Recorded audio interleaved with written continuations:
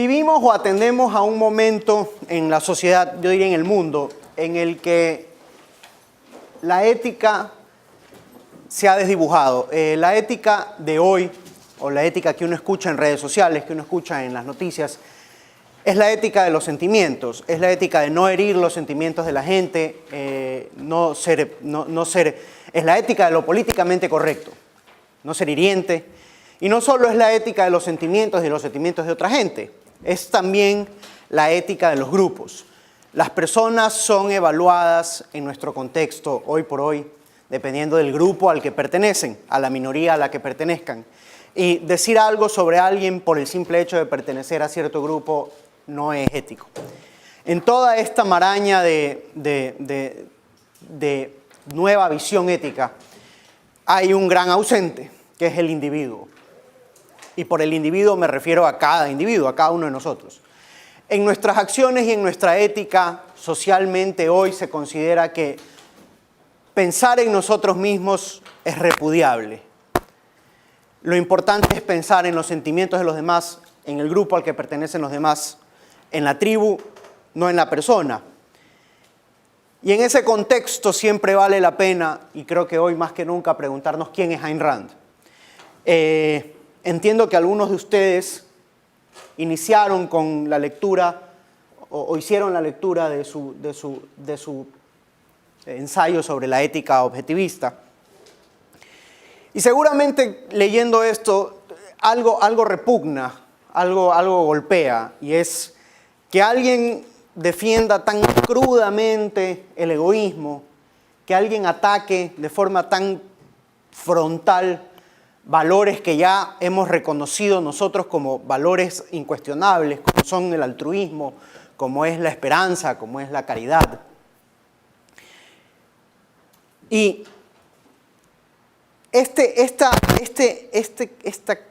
leer esto nos hace a nosotros pensar quién es esta persona que viene a romper los esquemas de lo que es actualmente considerado lo correcto, de lo que es actualmente considerado lo ético. ¿Y por qué lo hace? ¿Qué la motiva? ¿Y qué la justifica? ¿En qué basa ella estas aseveraciones sobre lo que es ético y lo que no es? En ese contexto hay que empezar diciendo quién es Ayn Rand. Ayn Rand no nació Ayn Rand, ella nació Alisa Rosenbaum, nació en Rusia en 1905. Ella nació en el seno de una familia judía en San Petersburgo. Su padre era un hombre no rico, pero acomodado, era un farmacéutico.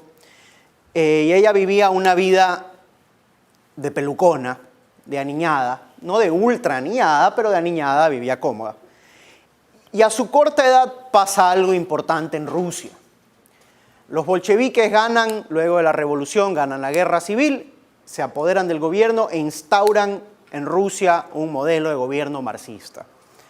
Inmediatamente a la familia de Ayn Rand le es retirada la farmacia, inmediatamente le son confiscados bienes, ella se tiene que ir a Crimea primero, luego regresa a San Petersburgo, vive en la casa de un pariente y pasa de haber sido una pelucona a haber sido ajusticiada por la justicia socialista, pasa a ser una persona que por burguesa tiene que vérselas de cómo sobrevivir.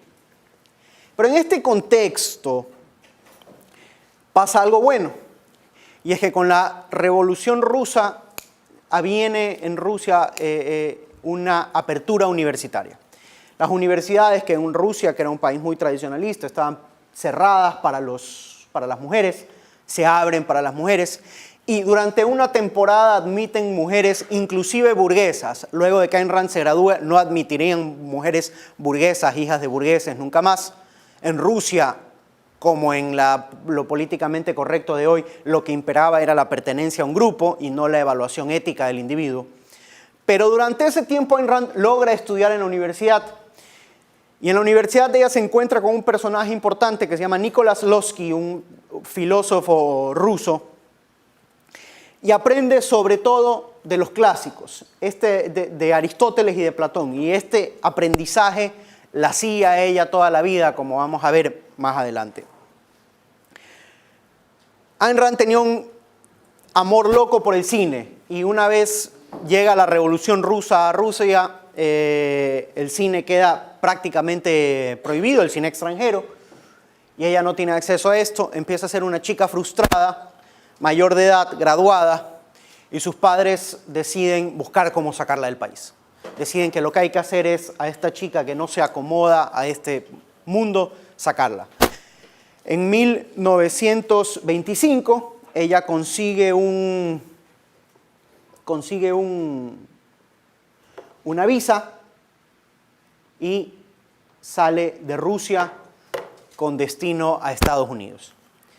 En Estados Unidos llega a California y empieza a trabajar escribiendo scripts de cine en California.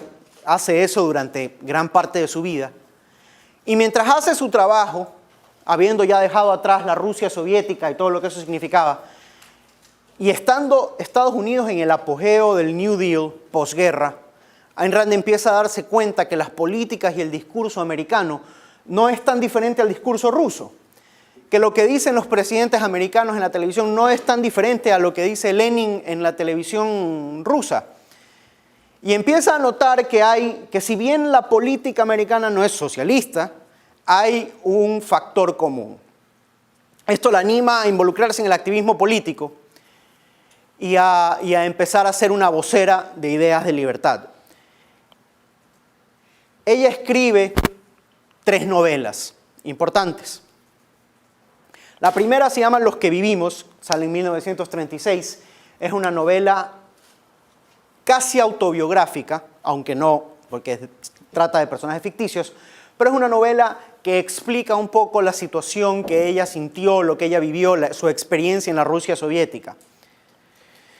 En 1943 escribe El manantial y con este libro ella se lanza a la fama. Este libro fue un bestseller. El manantial es un libro que trata sobre un arquitecto, Howard Rourke, y sobre su deseo de mantener una ética que se base o que exista alrededor de sí mismo, de enaltecer al individuo, de enaltecerse a sí mismo. Esta novela, ya digo, fue un bestseller y esta novela le inició a ella o le produjo a ella empezar a tener una base de personas que la sigan, de un grupo de gente que la apoyaba. Y luego, en 1957, ella escribe su obra magnum opus, su obra maestra, se llama La rebelión de Atlas. La rebelión de Atlas, en abstracto, cuenta la historia de cómo una sociedad se muere. Cómo una sociedad se muere cuando los hombres del intelecto, cuando los hombres del egoísmo, como ella llamara, deciden retirarse, deciden entrar en huelga y deciden dejar a los hombres que viven de los demás hacer de las suyas.